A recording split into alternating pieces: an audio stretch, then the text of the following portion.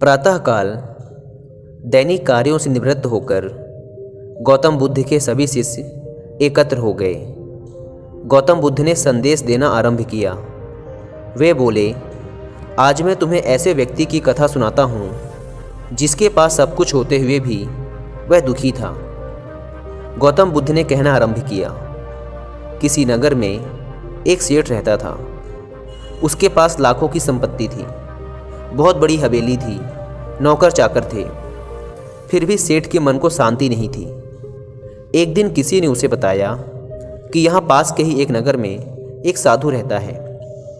वह लोगों को ऐसी सिद्धि प्राप्त करा देता है कि उससे मनचाही वस्तु मिल जाती है। सेठ उस साधु के पास गया और उसे प्रणाम करके निवेदन किया, महाराज, मेरे पास धन की कमी नहीं है, पर फिर भी मेरा मन बहुत अशांत रहता है। आप कुछ ऐसा उपाय बता दीजिए कि मेरी अशांति दूर हो जाए। सेठ ने सोचा कि साधु बाबा उसे कोई ताबीज दे देंगे या और कुछ कर देंगे जिससे उसकी इच्छा पूरी हो जाएगी और उसका मन हमेशा के लिए शांत हो जाएगा। लेकिन साधु ने ऐसा कुछ भी नहीं किया, बल्कि अगले दिन उसने सेठ को धूप में बिठाए रखा और स्वयं अपनी कुटिया के अंदर छाया में जाकर चैन से बैठा रहा। गर्मी के दिन थे। सेठ का बुरा हाल हो गया। उसको बहुत गुस्सा आया, पर उसने किसी तरीके से खुद को शांत रखा। दूसरे दिन साधु ने कहा, आज तुम्हें दिन भर खाना नहीं मिलेगा। भूख के मारे दिन भर सेठ के पेट में चूहे कूदते रहे। अन्न का एक दाना भी उसके मुंह में नहीं गया। लेकिन उसने देखा कि साधु ने तरह तरह के पकवान उसी के सामने बैठकर बड़े आनंद से खाए। सेठ उस रात बहुत परेशान रहा। वह एक क्षण को भी नहीं सो पाया। उसे नींद ही नहीं आई। वह रात भर सोचता रहा कि साधु तो बड़ा स्वार्थी निकला। तीसरे दिन सवेरा होते ही उसने अपना बिस्तर बांधा और चलने को तैयार हो गया। तभी साधु बाबा उसके सामने आकर खड़े हो गए और बोले, सेठ, क्या हुआ? सेठ ने कहा, मैं यहाँ बड़ी आशा लेकर आपके पास आया था, लेकिन मुझे यहाँ कुछ भी नहीं मिला। उल्टे मुझे ऐसी मुसीबतें उठानी पड़ी जो मैंने अपने जीवन में कभी नहीं उठाई, इसलिए मैं जा रहा हूँ। साधु हंसकर बोला, मैंने तुम्हें इतना कुछ दिया, पर तूने कुछ भी नहीं लिया। सेठ ने आश्चर्य के भाव से साधु की ओर देखा और बोला, आपने तो मुझे कुछ भी नहीं दिया। साधु ने कहा, सेठ, पहले दिन जब मैंने तुम्हें धूप में बिठाया और स्वयं छाया में बैठा रहा, तब मैंने तुम्हें बताया कि मेरी छाया तेरे काम नहीं आ सकती। जब मेरी बात तेरी समझ में नहीं आई, तो दूसरे दिन मैंने तुम्हें भूखा रखा और स्वयं खूब अच्छी तरह खाना खाया। उससे मैंने तुम्हें समझाया कि मेरे खा लेने से तेरा पेट नहीं भर सकता। सेठ, याद रख, मेरी साधना से तुझे सिद्धि नहीं मिलेगी।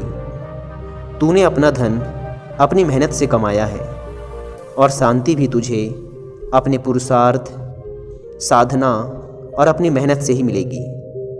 सेठ की आंखें खुल गई। अब उसे अपनी मंजिल पर पहुंचने का रास्ता मिल गया था।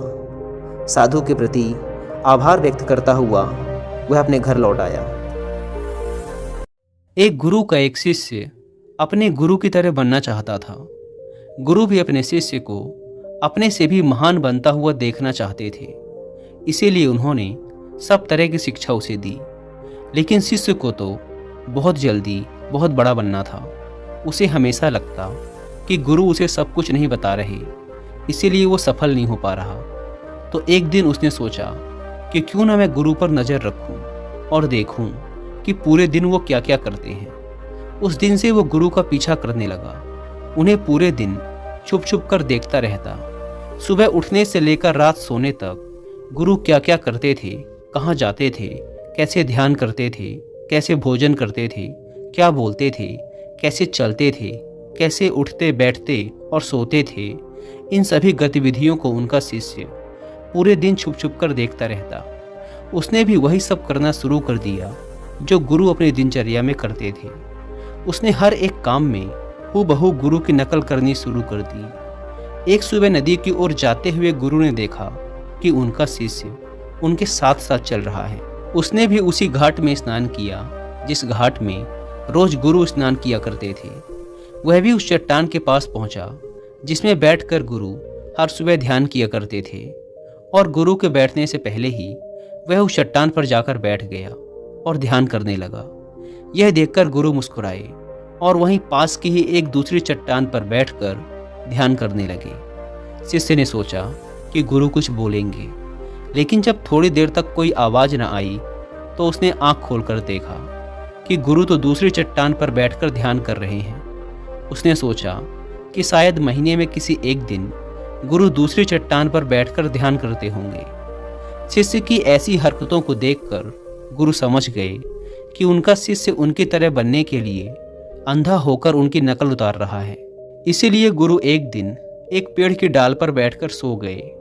शिष्य ने सोचा कि शायद रात में पेड़ की डाल पर बैठकर सोने से कोई प्रभाव पड़ता होगा, इसीलिए वो भी उसी पेड़ की दूसरी डाल पर जाकर सो गया।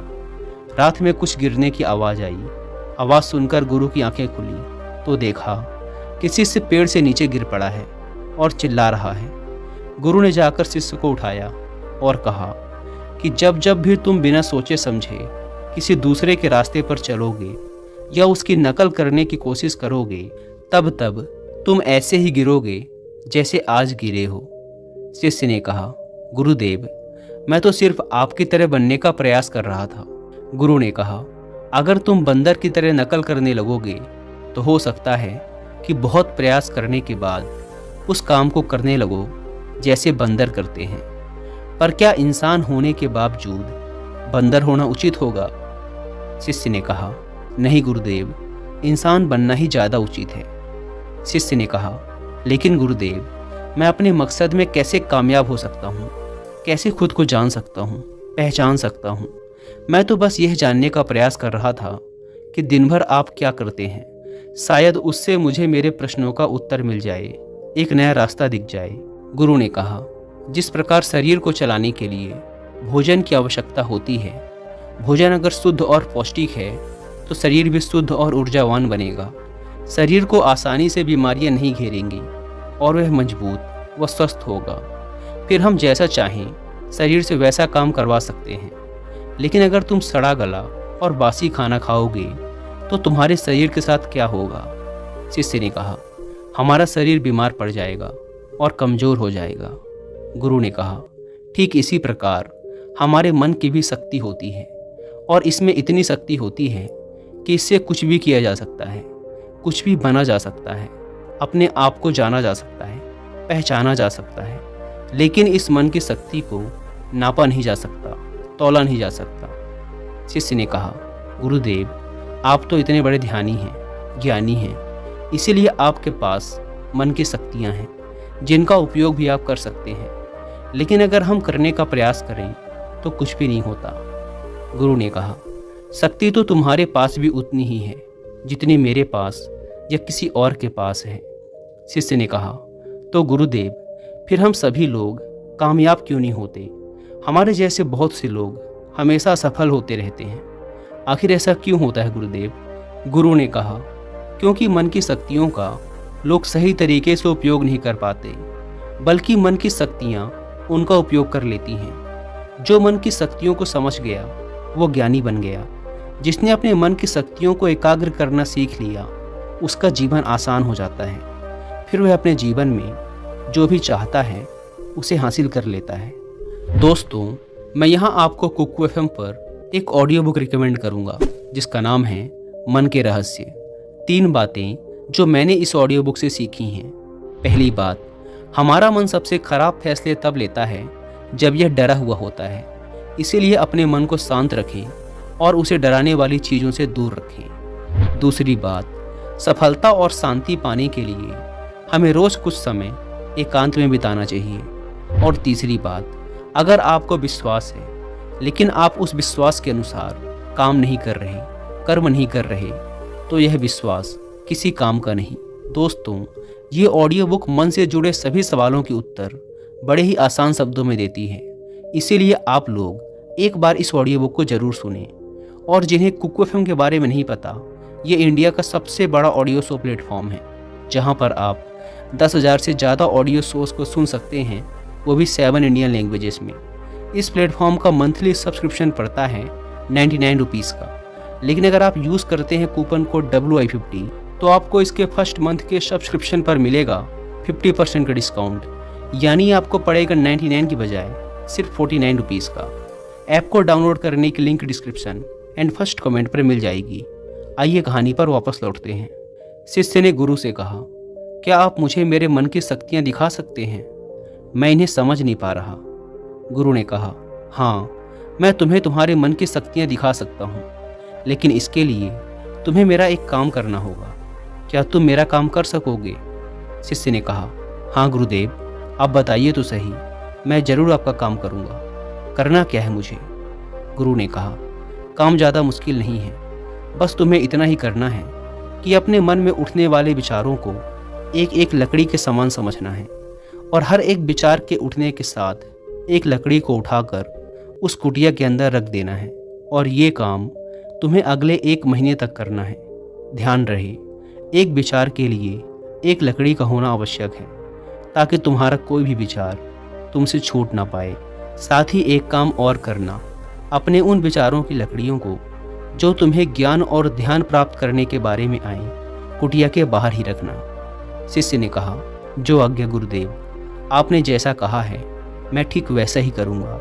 उसके बाद से शिष्य ने अपने विचारों को देखना शुरू कर दिया, और जब भी उसके मन में कोई विचार उठता वह तुरंत एक लकड़ी उठाकर कुटिया के अंदर रख देता।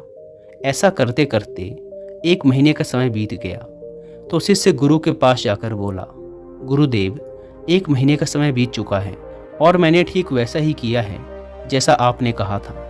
अब आप मुझे मेरी मन की शक्तियों को दिखाएं। गुरु शिष्य के साथ उस कुटिया में गए जहां उसने लकड़ियों को इकट्ठा किया था। गुरु ने देखा कि पूरी कुटिया छोटी छोटी लकड़ियों से भरी हुई है, यहाँ तक कि कुछ लकड़ियाँ कुटिया के बाहर भी गिरी हुई हैं। गुरु ने पूछा, तुम्हारे ज्ञान और ध्यान के विचारों वाली लकड़ियाँ कहाँ हैं? शिष्य ने बाहर पड़ी कुछ लकड़ियों को गुरु के सामने लाकर रख दिया और कहा, यही हैं ज्ञान और ध्यान के विचारों की लकड़ियाँ। गुरु ने उन लकड़ियों को गिनने के लिए कहा।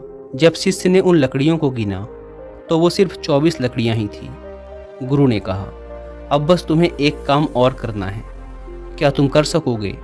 शिष्य ने कहा, जी गुरुदेव, आप आज्ञा तो दें। गुरु ने कहा, ये लकड़ियाँ जो तुमने इकट्ठा की हैं, इन्हें एक साथ बांधकर उस नदी में फेंक कर आओ। गुरु की ये बात सुनकर शिष्य घबरा गया और बोला, गुरुदेव, ये कैसे संभव है? भला इतनी लकड़ियों का भार मैं कैसे उठा पाऊंगा? गुरु ने कहा, क्यों नहीं उठा पाओगे? जब इतने सारे विचारों का भार उठाकर घूम रहे हो तो इन लकड़ियों को क्यों नहीं उठा सकते? शिष्य ने कहा, लेकिन गुरुदेव, विचारों में कहाँ वजन होता है? गुरु ने कहा, विचारों में भी वजन होता है। देखो, तुम्हारे फालतू के विचारों के बोझ तले तुम्हारे काम के विचार, ज्ञान और ध्यान के विचार कितने से हैं। तुमने अपने मन की सारी शक्तियाँ इन बेकार के विचारों में लगा रखी हैं जो इस कुटिया में भरी पड़ी हैं, और सिर्फ 24 लकड़ियों के सहारे ही तुम ध्यान और ज्ञान को प्राप्त करना चाहते हो। शिष्य को अपनी गलती का आभास हुआ। उसने कहा, आप ठीक कह रहे हैं गुरुदेव, लेकिन अब मुझे करना क्या है? गुरु ने कहा, अगर तुम अपने ज्ञान और ध्यान की तरफ बढ़ना चाहते हो, अगर यही तुम्हारा लक्ष्य है, तो इन फालतू के विचारों को नदी में बहा दो। शिष्य ने कहा, लेकिन गुरुदेव, इतनी सारी लकड़ियों को एक साथ मैं अपने सर पे नहीं उठा पाऊंगा। गुरु ने मुस्कुराते हुए कहा, तो एक एक करके फेंक दो। 1 महीने में, 2 महीने में, 1 साल में, 2 साल में, जितना भी समय लगे लगाओ, लेकिन इन फालतू के विचारों को अपने मन से, अपने दिमाग से बाहर फेंक डालो। याद रहे, एक विचार छूटने पर सिर्फ एक लकड़ी को ही नदी में फेंकना है। शिष्य ने जिन लकड़ियों को सिर्फ 1 महीने में इकट्ठा कर लिया था, उन्हें फेंकने में उसे 3 साल का समय लग गया।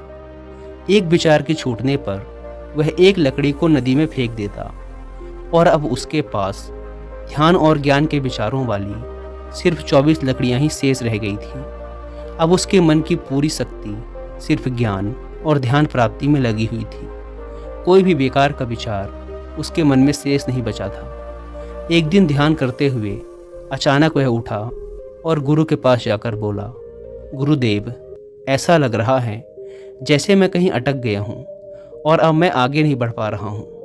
गुरु ने कहा, अब उन 24 लकड़ियों को छोड़ने का समय आ गया है, छोड़ दो उन्हें। शिष्य ने उन 24 लकड़ियों को छोड़ने में 1 साल का समय लगा दिया और जब उसने आखिरी लकड़ी को नदी पर छोड़ा तो वह वहीं पर बैठ गया और बैठा ही रहा। सुबह से शाम हो गई तो गुरु उसे ढूंढते हुए नदी पर आए। शिष्य की आंखों में देखते ही गुरु समझ गए कि वह संपूर्ण शांति में खेल रहा है।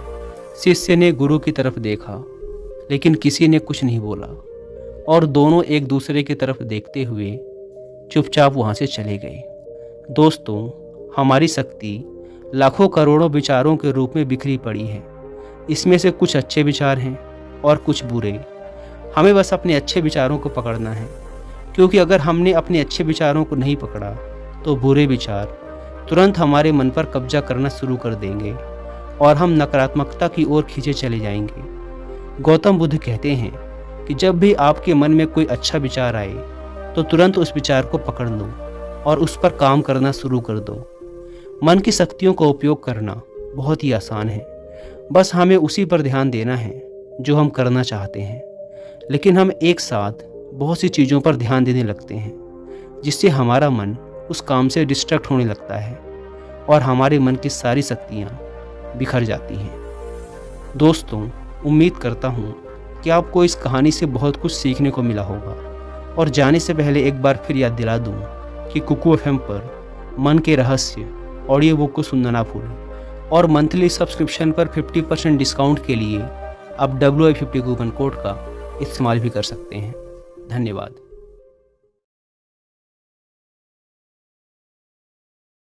Thanks for watching. Please subscribe.